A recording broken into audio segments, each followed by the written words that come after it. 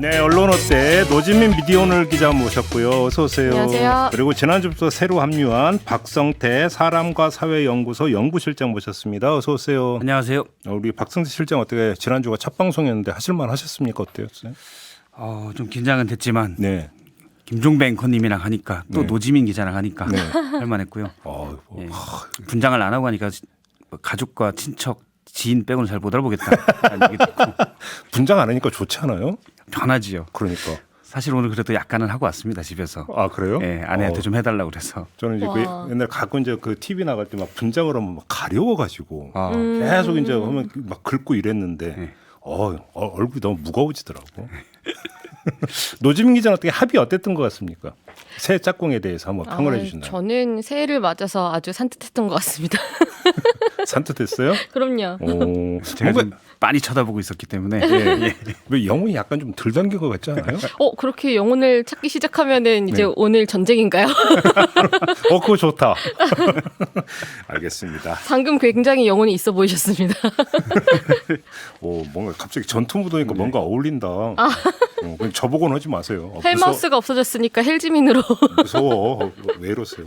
네. 아무튼 두 분의 합 기대하면서 이야기 한번 시작을 해볼까요? 역시 박성태 실장의 발제로 시작을 해볼 텐데요. KBS 9시 뉴스를 가지고 오셨어요? 예, 아시다시피 MBC도 공영방송이지만 KBS도 공영방송이고 KBS는 또 광고뿐만 아니라 수신료가 재원의 꽤 많은 비중을 차지했다는 부분. 그렇죠. 그래서 또 다른 또 위치를 가지고 있는데 KBS의 박민 사장이 취임 이후에 네. 약간 정부 비판 뉴스가 좀 줄어들지 않았나, 좀 사라지지 않나라는 평가들이 있었는데 어제 언론노조 KBS 본부가 성명을 냈습니다. 예. KBS 대표 뉴스인 뉴스9이 국민의힘 기관지인가 하는 제목의 성명입니다. 제목이 그거였어요? 예. 오, 그래요? 아니 어떤 뉴스였기 때문에 이렇게까지 비판한 거예요? 구체적으로는 이제 그제 그러니까 네. 10일 뉴스인데요. 네. 당시에 사실 큰 정치권의 뉴스들이 있었습니다. 그제 10일. 예. 이재명 민주당 대표가 8일 만에 퇴원을 했고요. 아하. 그다음에 원칙화 상식 그러니까 민주당의 비명계 의원들이 탈당을 했고 네, 맞아요. 또 한동훈 국민의힘 비대위원장이 1박 2일 일정으로 부산에 갔습니다. 예. 이 정치권 세 개의 뉴스가 다들 주요 뉴스로 배치가 됐는데 예를 들어서 죄송합니다. MBC와 SBS는 예. 퇴원 소식이 탑 소식으로 들어가고요. 어허. 그다음에 야권 분열 소식 들어가고 그다음에 한동훈 비대위원장 관련 소식이 들어갑니다. 그런데 K는 이재명 대표의 퇴원 소식이 안 들어갔고 아예 빠졌고. 저 뒤에 단신으로 살짝 들어갔습니다. 예. 사실 우리나라 헌정사에서 제1야당 대표가 목에 흉기로 자상을 받았잖아요. 그래서 상당히 중요한 뉴스였고 뭐 정치적 양극화, 혐오 이런 들을 비판한 뉴스들이 많았는데 네. 퇴원 소식을 안다는 거는 조금 의도적으로 배제한 것 아니냐라는 비판이 나왔었고요. 예. 그리고 이제 국민의힘 한동훈 비대위원장 부산 방문 소식도 다른 뉴스들에서는 뭐 재판 중 세비 반납 이런 얘기들 의원들의 예. 그런 얘기들이 많이 정책적인 부분들이 들어갔는데 KBS는 부산에서 지지자들의 한동훈 비대위원장이 둘러싸여서 환호받는 모습 이런 게 좀 많이 들어갔다고 KBS 언론노조가 내부에서 비판을 했습니다. 뉴스 가치에 대한 판단이 틀렸다. 예. 죄송합니다. 예. KBS 노조는 뉴스 가치 판단이 틀렸다. 이런 비중에 동의하는 국민들이 얼마나 있겠느냐. 예. 판단을 못하면 무능력이고 의도적이라면 불공정이다라고 지적을 했습니다. 근데 메인 뉴스 앵커를 하셨으니까 방송의 예. 탑 뉴스는 보통 이 선정 기준이 어떻게 되는 거예요? 각 방송사마다 사실은 이제 추구하는 가치, 지향 이런 게 있지 않습니까? 그렇죠. 거기에서 중요한 뉴스들이 예. 우선 배치되고 예. 또 시청자들의 관심이 많은 뉴스 이게 이제 탑 뉴스로 배치될 때도 있습니다. 네네네. 그래서 사실은 뭐 가치 추구 뭐 인본주의랄지 민본주의랄지 민주주의랄지 이런 것들이 대부분 다 비슷하기 때문에 탑뉴스 블록은 언론사들이 사실은 지상파 3사나 JTBC나 다들 비슷하게 구성되기 마련인데 네. 그러면 또 너무 천편일률적이지 않냐. 그렇죠. 그래서 얘기하다 보면 이제 좀 차별화시켜서 굵직한 단독. 네. 그래서 부장이나 국장들은 늘 굵직한 단독을 원하죠. 그럼 우리는 다르게 갈 수 있으니까. 아이 뭐 그럼 좋죠. 예, 매일 안 나오니까 문제지. 그렇죠. 뭐. 사실 매일 안 그러면은 나오니까. 탑급정을 할 이유가 없죠. 그렇죠. 그렇죠. 매일 뭐 매일 저희 회사 국장이나 뭐 선배들도 그렇게 생각하겠죠. 그렇죠. 다 일면 탑을 뭘로 세울 거냐. 이건 다 왜 똑같은 지금 건데. 왜 본인 얘기를 묻어가냐고 여기서. 그렇게 하면 안 되나요? 이렇게 됐습니다. 예. 그런데 이제 부장이나 네. 국장이랑 회의에서 이제 편집회에서 계속 회의를 합니다. 그래서 탑을 뭘 세울까. 그러니까 딱 눈에 보이는 것들이 있지만 뭐 다른 걸 해볼 수 있을까라고 고민을 이제 계속 하죠. 근데 그렇죠. 마땅치 않을 때는 딱 눈에 보이는 게 들어가는데 10일 같은 경우는 이제 이재명 대표 퇴원을 다른 방송사들 같은 경우는 이게 탑인 것 같다라고 이렇게 생각을 한 거죠. K만 좀 달랐고요. 근데 지금 말씀하신 대로 다 거기서 거기니까 우리는 한번 차별화해 보자. 예. 이렇게 혹시 이렇게 접근한 결과로 해석할 여지는 없습니까? 물론 그럴 수도 있습니다. 예. 담당 국장이 또 부장들 회의 결과가 예. 우린 이게 중요한 것 같아. 이런 면을 좀 더 부각시키고 싶어. 라고 얘기할 수 있고 좀 다르게 가려는 그런 움직임과 에너지가 더 강해질 수도 있는데 네. 근데 K가 조금 차별화되는 게 네. 정부 약간 홍보용 그리고 야당의 분열을 부각시키는 용으로만 차별화된다면 일관된 차별성. 이게 그렇죠. 그런 방향성이 좀 있다면 이게 과연 차별화냐 예. 아니면 정권 눈치를 보는 거냐 야. 이런 의심을 살 수 있고요. 예. 근데 최근 경향은 약간 좀 그 경향성이 나타나고 있기 때문에 정권 눈치 보는 거냐 예. 라는 의심을 좀 많이 받고 있는 겁니다. 그런데 지금 그러면 경향성을 말씀하신 건 10일 그날로 한정된 게 아니라 예. 쭉 그래왔다는 말씀이신 거예요? 그런 비판들을 좀 받았죠. 어제도 제가 이제 쭉 뉴스를 봤는데 네. 대부분 방송사 뉴스가 이낙연 전 민주당 대표의 탈당 소식 이것도 물론 중요합니다. 네. 그리고 국민의힘 소식을 묶어서 두 개의 리포트로 구성을 했습니다. 예. 왜냐하면 정치권 하면 아무래도 여야를 균형감 있게 다뤄야 되기 때문에 네. 그렇게 되기 마련인데요. 네. 그런데 MBC와 SBS는 국민의힘 소식을 전할 때 네. 오늘 조간에서도 많이 다뤘지만 찐윤으로 불리는 이철규 의원. 예, 이철규 의원이 공관위원으로 됐다. 그래서 사실 윤심이 이번 총선에 국민의힘 공천을 하는 것 아니냐 이런 비판적 시각을 좀 무게를 두고 다뤘거든요. 그런데 K는 민주당 분열 기사가 조금 더 해설까지 붙어서 비중이 들어갔고요. 네. 그다음에 국민의힘 기사에서는 어제 이제 부산에서 열렸던 비대위에 대해서 얘기를 하면서 뭐 이런 정책들 또 어떻게 보면 민주당에 불리한 이 이서울 이송 논란. 네. 요것도 좀 다뤘고요. 공관위원 논란도 다루긴 했는데 네. 약간 국민의힘의 해명이 좀 치중한 그런 분위기 그런 게 좀 있었습니다. 그래요. 근데 결국은 이런 현상이 뭐 일각에서 이걸 두고 땡윤 뉴스 뭐 또 이런 식으로까지 표현을 하던데 예전 땡전 뉴스를 빗대서 그렇게. 그렇죠. 예. 근데 이런 현상이 그러면 박민 사장 취임 때문이다. 혹시 이렇게 지금 연결이 되는 겁니까? 이게 사실 과학적으로 예. 실증적으로 분석은 사실 힘들지요. 뭐 내부 일이니까 알 수가 없죠. 그렇죠. 예. 지시를 어떻게 했냐. 그걸 어떻게 알겠어요? 우린 땡치고 이렇게 하자. 네. 이렇게 했는지는 우리가 증명할 수는 없습니다. 네. 다만 경향을 보건대 예. 취임 이후에 그런 게 잦아졌으니 이게 무슨 12월 날씨나 기후에 영향을 받는 게 아니라면 그 변성이 네. 그 전에 변수가 사장이 바뀌었다. 그렇죠. 데스크들도 바뀌었다. 예. 이런 부분도 또 앵커도 바뀌지 않았습니까? 네. 이런 부분들이 영향을 주지 않았나라고 해석을 하는 겁니다. 그런 빈도가 높고 얼마 전에 이제 가짜 뉴스 블록도 좀 크게 들어갔거든요. 이것도 차별해서 들어갈 수 있는데 가짜 뉴스 하면 저희가 기억나는 게 다 그 대통령이 틈만 나면 가짜 뉴스를 얘기하지 않았습니까? 그렇죠. 이 가짜 뉴스 블록을 세게 간 게 혹시 대통령이 역설하는 거에 호응하기 위한 것 아니냐. 예. 물론 안 그럴 수도 있지만 예. 그런 게 많다 보니 그런 것 아니냐라는 의심을 사고 있는 겁니다. 그리고 제가 쭉 그래서 KBS 뉴스를 쭉 모니터링을 하다 보니까 매일 하는 건 아니고요. 사실 이제 이번 일로 예. 쭉 올 들어서 쭉 모니터링을 해봤거든요. 네. 그랬더니 좀 이상한 표현도 제가 발견을 했습니다. 뭔데요, 그게? 1월 1일 그러니까 2024년 새해 첫날 메인 뉴스 이거는 사실 새해 첫날이니까 네. 모든 방송사 또 언론사가 새해 첫날 첫 뉴스를 어떻게 할까라는 게 신경을 곤두세우거든요. 그렇죠. 힘도 주고. 신문 같은 경우는 일면 편집을 어떻게 할 건가, 사진 그렇죠. 어떤 거 박을까 이런 게 예. 엄청 고민거리죠, 사실은. 그렇죠. 네. 근데 2024년 1월 1일 새해 첫날 KBS 뉴스 9의 앵커 오프닝에서 생소한 표현이 들어가 있습니다. 준비를 했는데 영상을 잠깐 보겠습니다. 예. 국민의 방송 KBS는 올해도 여러분의 곁에서 더 나은 미래를 향해 함께 나아가는 동반자가 되겠습니다. 9시 뉴스는 꼭 필요한 정보, 정확한 뉴스를 전달해서 여러분의 여정에 믿음직한 동료이자 길잡이가 되겠습니다. 여기서 이상한 표현이라 함은 예. 자, 동반자 나왔는데 동반자는 늘 쓰는 표현이죠. 국민의 방송 KBS도 KBS가 매일 주장하는 겁니다. 예. 그런데 저도 이제 앵커를 좀 해봤지만 여러분의 여정의 믿음직한 동료이자 동료. 예. 동료이자 길잡이도 자주 쓰는 표현이에요. 예. 근데 동료라는 표현은 방송에서 이렇게 흔히 쓰는 표현은 아닌가? 뉴스에서 예를 들어서 직장 동료, 그렇죠. 뭐 선후배 동료, 어디가 사고가 났는데 동료와 같이 뭐 빠져나왔다거나 뭐가 있었다 이럴 때 많이 쓰는 보통 이제 표현입니다. 일을 같이 하는 사이 뭐 이럴 때 동료라는 표현을 많이 쓰죠. 그렇죠. 그래서 국어 사전에도 사실 나와 있습니다. 국어 사전에도 동료는 같은 일을 하는 사람 또 같은 직무에서 하는 사람이라고 우리 국어 사전에는 돼 있습니다. 그런데 앞서 이제 오프닝만 보면 시청자들의 여정에 믿음직한 같이 일하는 사람이 되겠다. 그건 조금 아니잖아요.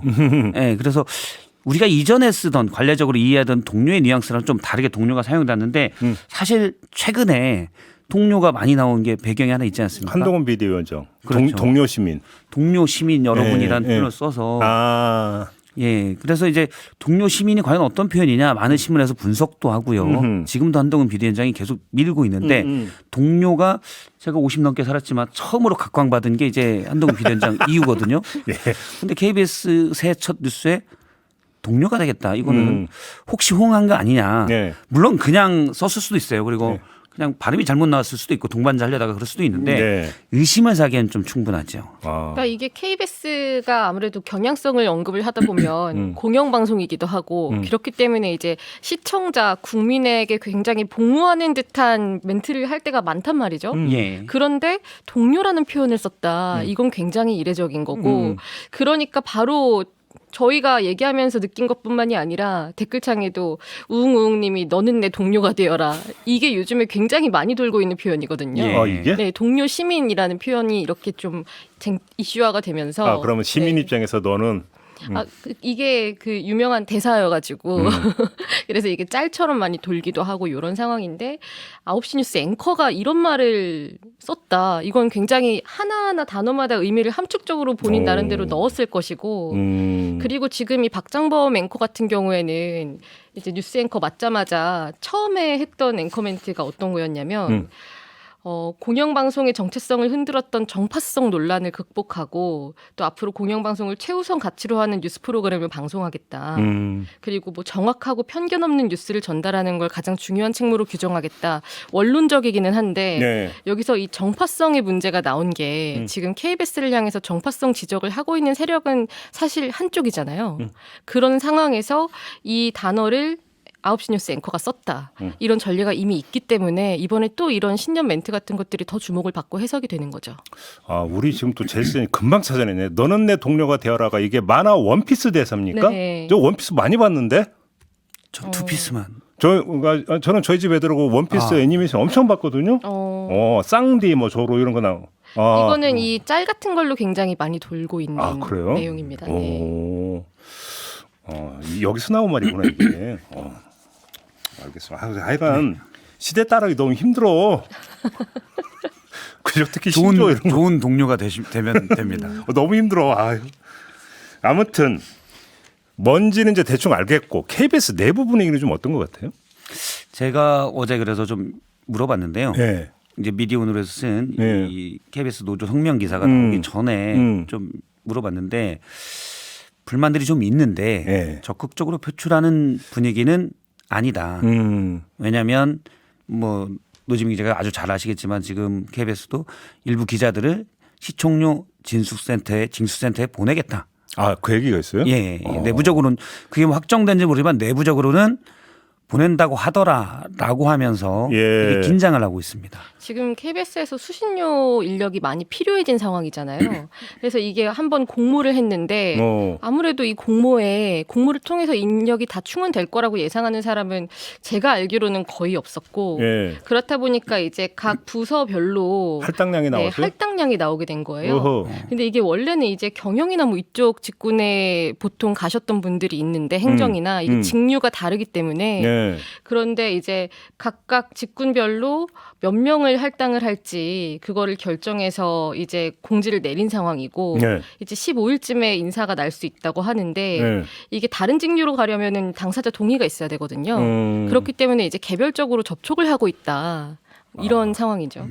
옛날에 미스에서 PD를 뭐 스케이트장 관리시키고 뭐가 다른 거예요, 그거고. 근데 물론 이제 KBS가 공영방송이고 수신료가 굉장히 중요한 재원이고 네. 그렇다 보니까 수신료 관련 업무가 그 스케이트장 간 거랑 이렇게 동일시하게는 조금 다른 측면이 있을 수는 있는데 문제는 어쨌든 지금 한창 현장에서 일해야 될 사람들을 좀 낙인을 찍어서 유배지처럼 제가 그런 취지를 가지고 할 수도 드리고 있다라는 싶은 말씀이 그런 우려가 KBS 나오는 거죠. 보도본부의 인력이 차고 넘쳐가지고 예. 유휴 인력이 많고 그러던 차에 그런다면 제가 이해는 하겠다 이거예요. 근데 그러냐 이거고 그다음에 그러면 어떤 기자들을 보내느냐를 보면 금방 나오는 거잖아요. 그래서 지금 그게 의도가 있을지 없을지에 대해서 인사가 나오고 나면은 아마 여러 해석이 가능할 것 같고 네.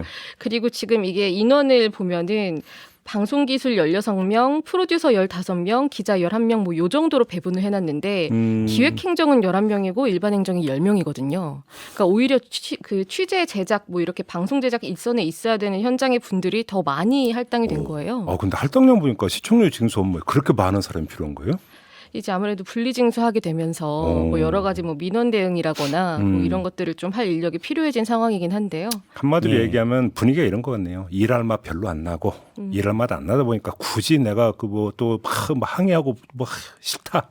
항의했다가는 이제 시청률 징수할 수 있다. 뭐 안 이런 볼란다. 느낌도 뭐 이런 분위기. 그렇죠. 약간 그래서 지금 오히려 원래 일선에서 이런 업무를 맡았던 분들은 지금 우리가 하는 일이 굉장히 중요한 일이고 원래 인력도 부족하긴 했지만 열심히 해왔는데 지금 이런 곳을 취급을 하고 있는 것이 굉장히 부적절해 보인다라는 그런 내부에서 불만이 오히려 또 있기도 하죠. 네. 아이고, 제가 평소 하는 얘기가 언론은 노동 집약 산업이다. 예. 그래서 노동자들의 사기가 되게 중요하다. 열의와. 그렇죠. 지금 사실 속된 말로 사람을 갈아 넣을 수밖에 없는 그러니까. 그런 회사거든요. 언론사라는 곳들이. 근데 이래 버리면 이게 누가 일할 맛이 나겠네요. 그렇죠. 사실 저도 후배들에게 얘기할 때 이제 머리도 써야 되고 몸도 써야 되고 그러니까. 간도 써야 된다. 간도 써야 된다. 간도 쓰는 경우가 종종 있죠. 그래서 그렇죠, 그렇죠. 정말 전형적인 3D 업종이다라고 하는데 그거를 버틸 수 있게 하는 게 이제 사실 요즘 언론사가 이렇게 페이도 많이 주는 편은 아니거든요. 버틸 수 있는 게 이제 열정. 그리고 시청자들의 호응인데. 그래. 그렇죠. 그리고 자부심 같은 것들이 그렇죠. 있죠. 그렇죠. 굉장히 중요한 겁니다. 이제 사실 그걸로 사는 건데 이래 버리면 이게 지금 뭐 그럼 단독이 더 안 나올 거 아니에요. 이래 버리면. 그죠? 그러면 톱 구성하기 더 힘들어지는구나. 뭐요? 넘어가겠습니다. KBS 분위기를 아주 단적으로 엿볼 수 있는 한 장면을 지금 박성태 실장께서 이렇게 쭉 정리를 해 주셨고요. 우리 촌철님들이 충분히 미루어 짐작하실 거라고 생각을 합니다. 자, 이번에는 노지민 기자의 발제로 넘어가 보겠습니다. 어떤 내용입니까?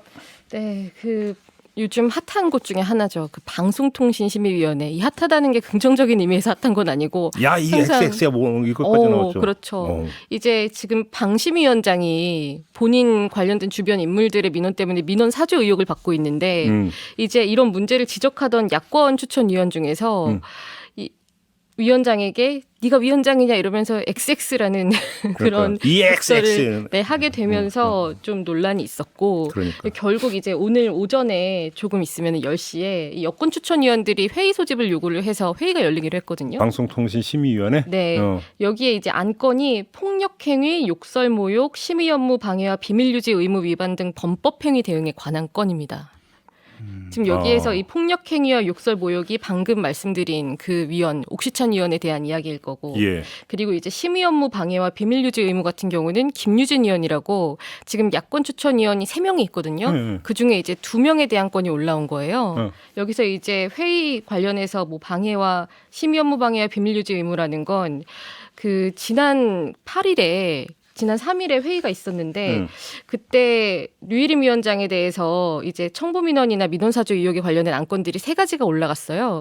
근데 그 회의가 진행되기 바로 전에 취소가 된 게 류 위원장이랑 여권 의원들이 안 오면서 파행이 된 거고 정족수가 모자라서 이제 그때 야권 의원들이 우리 다음 회의 때 이거 안건으로 올리겠다라고 했는데 이게 비밀 유지 의무를 지켜야 될 이 회의 안건을 먼저 공개를 해버렸다.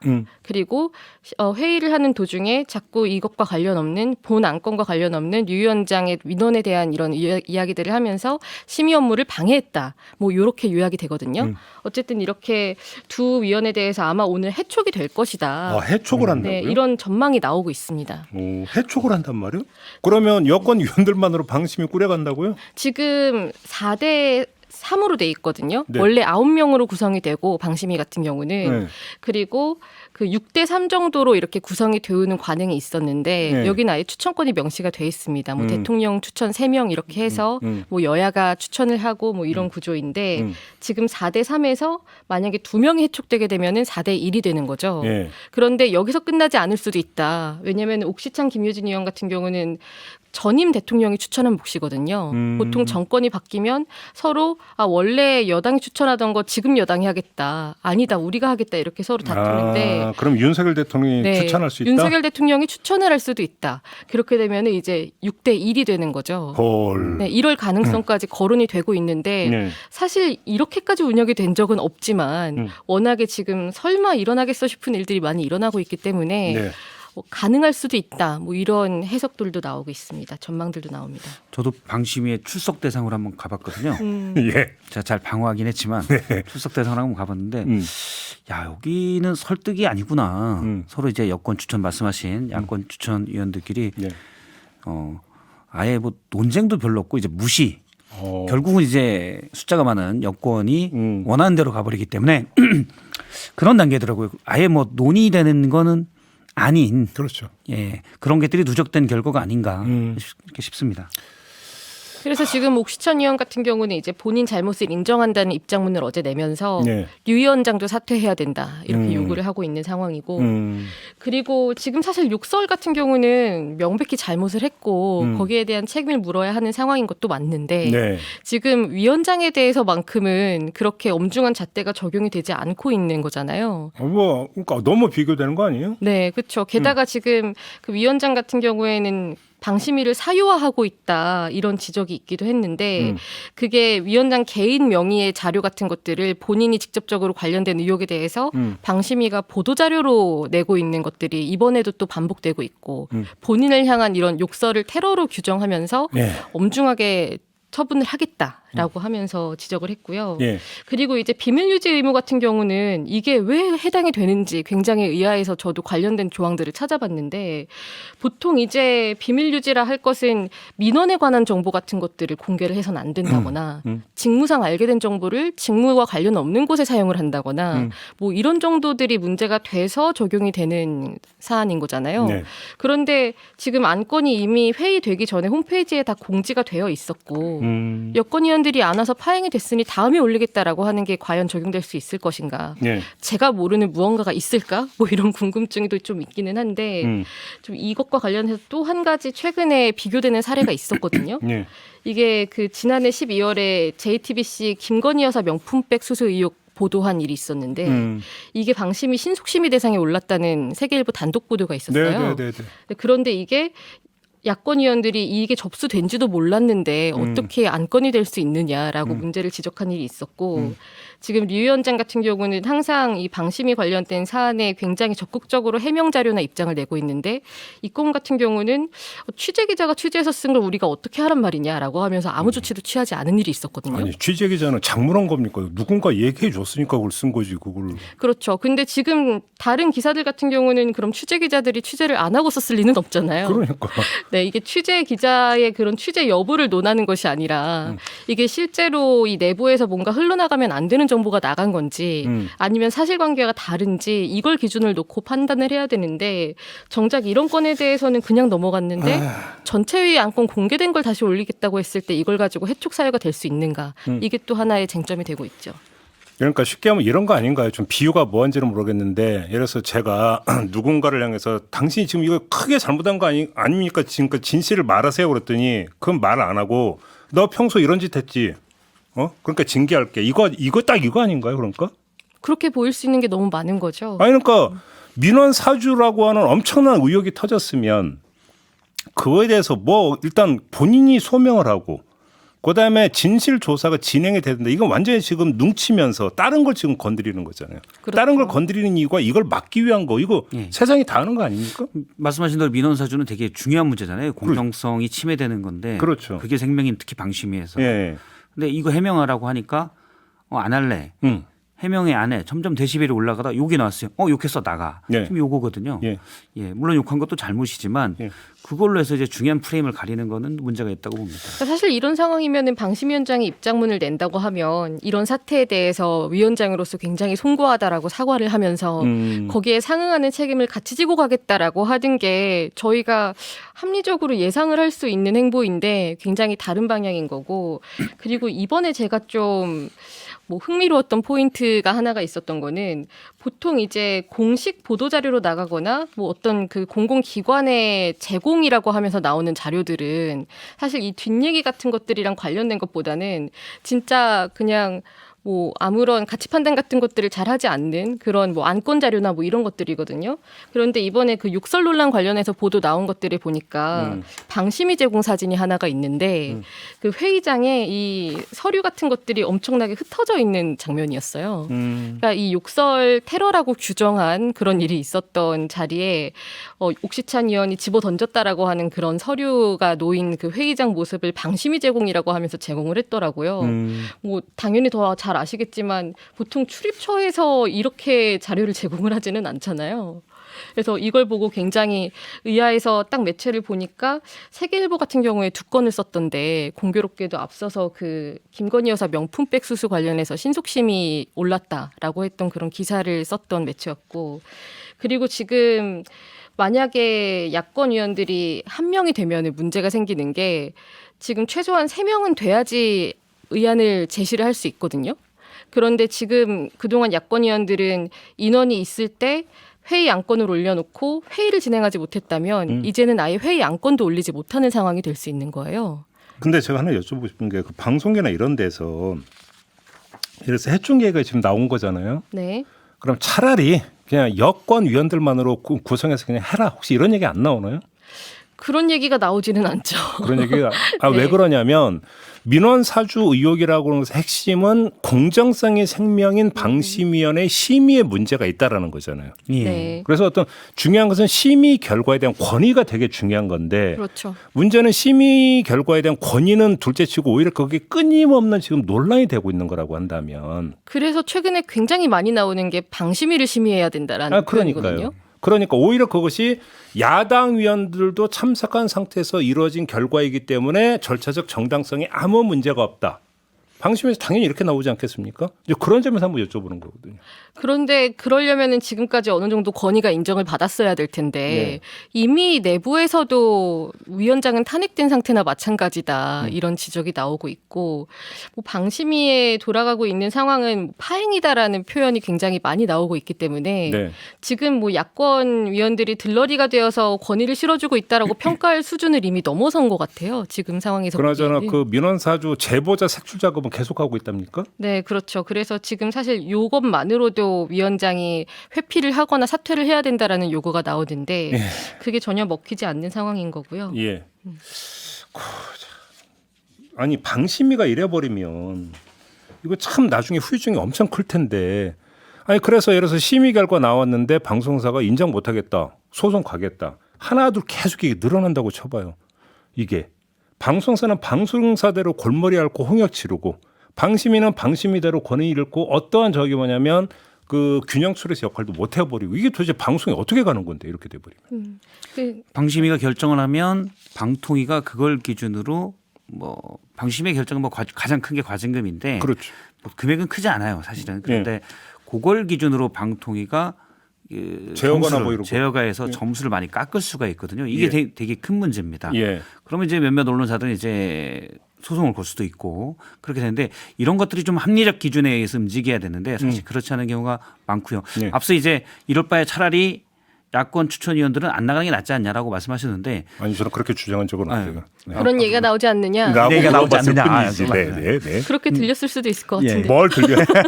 그런데 형식적으로는 그냥 의결해버리면 그냥 가잖아요. 그죠. 그러니까 많은 사람들 관심이 없으면 야권 추천도 없고 사실 야권 추천위원도 없는 상태에서 있는 점- 의결한 내용들이 그렇죠. 가버리니까 그렇죠. 이게 어떻게 보면 나중에 더 큰 피해도 될 수도 있고 뭐 이런 분위기가 있는 것 같아요. 결국에는 다 기록이 남게 되고 이 네. 기록이 나중에 어떻게 있을지 모를 법적 판단이나 뭐 이런 걸로 이어질 수도 있는 상황인데 지금 여기서 한 가지 좀 우리가 언제부턴가 얘기를 안 하고 까먹고 있었던 게 하나가 있는데 이렇게 야권 의원들 임명을 안 하고 있으면 대통령이 시행령을 계속 어기고 있는 거거든요. 그런가요? 원래는 이 방심위 의원들 같은 경우는 결혼이 되면 30일 이내에 위촉을 해야 된다라고 돼 있어요.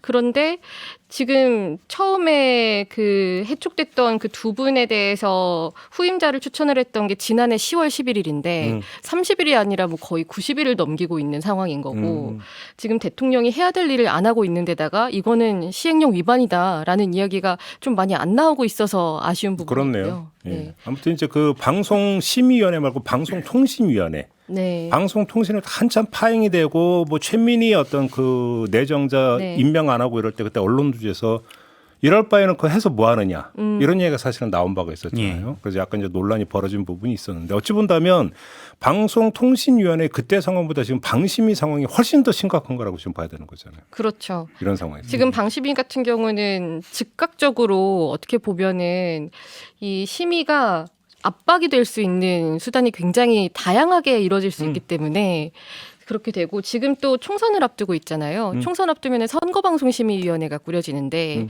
보통은 이제 위원장이 여당 쪽에서 추천을 하면 부위원장이 야권에서 추천한 인사가 되고 예. 이제 상임위원들이 협의를 해서 이 위원들을 꾸리는데 이번에는 여권위원 2명만으로 이걸 꾸렸거든요. 어허. 그렇게 하면서 구성이 어떻게 되냐면 그 원래 보통 이제 방송계 추천 같은 경우에 방송협회에서 추천을 하거나 했는데 그게 TV조선 몫이 되고 그리고 뭐 방송기자연합회 몫은 뭐 방송기자 클럽 몫이 되고 이런 식으로 되면서 지금 뭐 결과적으로 놓고 봤을 때 여권에 좀 우호적인 그런 의견을 낼 만한 위원들이 좀 많은 구성이 된 것 아니냐라는 우려가 원래부터 나왔고 구성 때 그 논란이 네. 좀 있었죠. 그렇죠. 알겠습니다. 그리고 아까 박성태 실장이 본인도 방심에 출석한 일이 있다고 하니까 우리 촌촌이 왜 갔는지 왜 나갔느냐.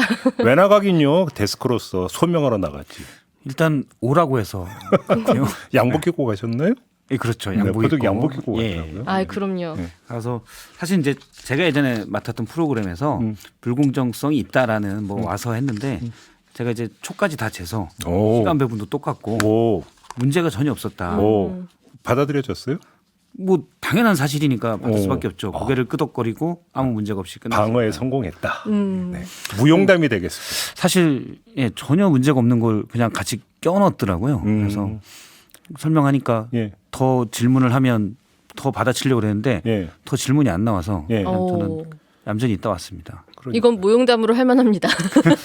그런데 그래서 원래도 이제 방심위 관련해서 논의됐던 게 공정성 심의 조항을 없애야 된다라는 거였는데 지금은 어떤 심의 조항을 없애고 좀 더 나은 심의를 하려면 뭘 해야 되는가 논의를 하는 게 아니라 아예 구성 자체가 제대로 안 되고 있는 상황이니까 이게 퇴행의 퇴행을 어디까지 할 건지 정말 좀 답답한 상황이죠. 알겠습니다. 네. 오늘 이야기는 이 정도로 해야 될 것 같습니다. 두 분 말씀 잘 들었고요. 저도 함께 물러가겠습니다. 고맙습니다. 고맙습니다. 고맙습니다.